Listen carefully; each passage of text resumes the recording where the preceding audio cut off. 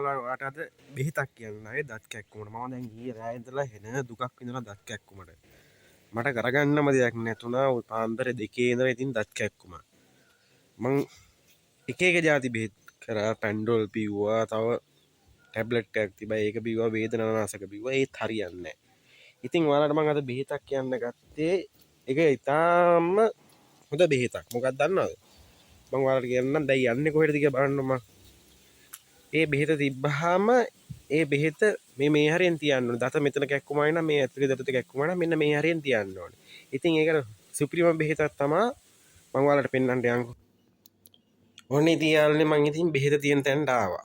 බෙහෙත තියෙන්නේ කොහොමද? මෙන්න මේ ෆ්‍රිජ් එකේ. මෙන්න මේ ෆ්‍රිජ් එකේ අපි අයිස් කැට දිනවා. මෙන්න මේ වගේ අයිස් කැටයක් ගන්න. අයිස් කැටයක් අරගෙන ඊට පස්සේ මොකද කරන්න ඕනේ කියලා මම ඔයාලට කියන්නම්. ඉතින් යාළුවනේ මෙන්න මේ අයිස් කැටේ අරගෙන මෙන්න මෙතනින් තියාගන්න. මෙන්න මෙතන මේ මගේ දැන් මේ මෙතන තියෙන දත තමයි රිදෙන්නේ. ඉතින් මෙන්න මෙහෙම තියාගත්තාම මෙන්න මේක විනාඩියක්වත් තියන්න ඕනේ නැහැ. උඩරිම තප්පර 10ක් 15ක් තියන්න. එක දිගට තියාගෙන ඉන්න. ඊට පස්සේ දතේ තියෙන දතේ යටින් තියෙන නහර ටික වේදනාව දෙන්න දෙන්න මේ අයිස් එක නිකන් හිරිවට්ටනවා වගේනවා. ඊට පස්සේ ගියයි කට්ටිය මේකේ සීතල නැතුණා පස්සේ දතේ එක්ක මඩු මේ ආයෙ පටන් ගයි කියලා නෑ.